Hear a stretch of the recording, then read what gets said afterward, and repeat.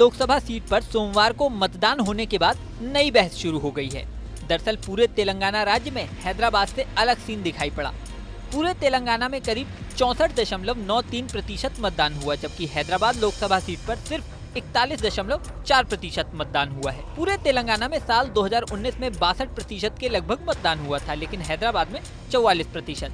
यानी तेलंगाना में voting percentage बढ़ा है, लेकिन हैदराबाद में वोटिंग प्रतिशत घटा है। हैदराबाद में इतना कम प्रतिशत मतदान किसे जिताएगा, इसे समझने के लिए हैदराबाद के अब तक के समीकरण को समझना होगा। हैदराबाद में असदुद्दीन ओवैसी से पहले उनके पिता सलाहुद्दीन ओवैसी सांसद थे। साल 1984 से 1999 तक वह लगातार सांसद रहे।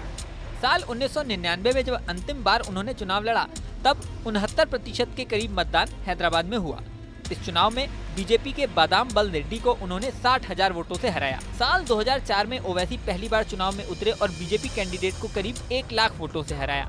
इस बार वोटिंग परसेंटेज घटकर 55% ही रह गया। साल 2009 में ओवैसी एक बार फिर 1 लाख से ज्यादा वोटों से जीते, लेकिन वोटिंग परसेंटेज इस बार फिर गिरा और 52% पर अटक गया। साल 2014 में ओवैसी ने बीजेपी के भगवंत राव पर जबरदस्त 2 लाख से ज्यादा वोटों से जीत दर्ज की, लेकिन वोटिंग परसेंटेज इस बार 53% ही रह गया। साल 2019 में आंकड़ा और भी ज्यादा दिलचस्प हो गया। इस बार बीजेपी के भगवंत राव फिर से मैदान में उतरे। इस बार भी ओवैसी ने जीत दर्ज की, लेकिन जीत का आंकड़ा इस बार था 2,82,000 वोटों का और वोटिंग परसेंटेज था सिर्फ 44%। अभी तक का ये ट्रेंड बता रहा है कि जैसे जैसे वोटिंग परसेंटेज गिरता जा रहा है, ओवैसी की जीत उतनी ही बड़ी होती जा रही है। लेकिन सिर्फ वोटिंग प्रतिशत देखकर जीत का अनुमान लगाना आसान नहीं है। साल 2014 और 2019 में असदुद्दीन ओवैसी का मुकाबला बीजेपी के भगवंत राव से था, जो बीजेपी के ही कार्यकर्ता थे और उनके फेस पर हिंदू मुस्लिम ध्रुवीकरण आसान था।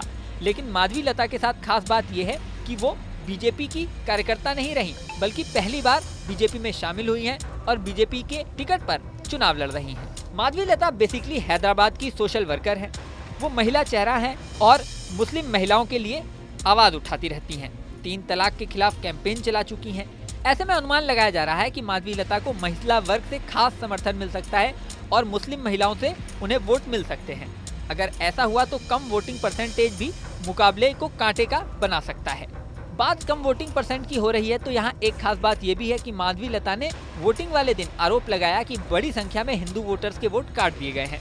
सुनिए उन्होंने क्या कहा। क्या हैदराबाद के हिंदू मुसलमान सारे इतने अन्याय के शिकस्त हो गए? क्या ये है वो? तो ये तो गुंडों का राज हो गया, सही रजाकारों का राज्य है ये। कल आप यकीन नहीं करते हैं सर, वैसे तो हिंदुओं का तो डिलीट करे, बेचारे लोगों को जिंदा रख के भी मार डाले, ये लोग निकाल भी दिए। ताजुब की बात तो ये है, जो बहुत सारे पढ़े लिखे मुसलमान भाई और बहन जिनको एक नया सोच विचार से आगे जाना है, आप ताजुब हो जाएंगे, चंद उनके लोगों का भी डिलीट करके रखे वो लोग, ताकि वो लोग बोगस पे यूटिलाइज करने के लिए। यहाँ आपको ये भी बता दें कि इस बार ओवैसी के सामने बीजेपी की माधवी लता के अलावा कांग्रेस के मोहम्मद वली उल्लाह समीर और बीआरएस के गंडम श्रीनिवास यादव भी ताल ठोक रहे हैं। वली उल्लाह समीर ओवैसी के मुस्लिम वोटों में सेंध भी लगा सकते हैं।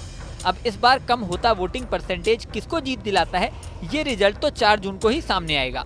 इस वीडियो में फिलहाल इतना ही। बने रहिए न्यूज नेशन के डिजिटल प्लेटफॉर्म पर।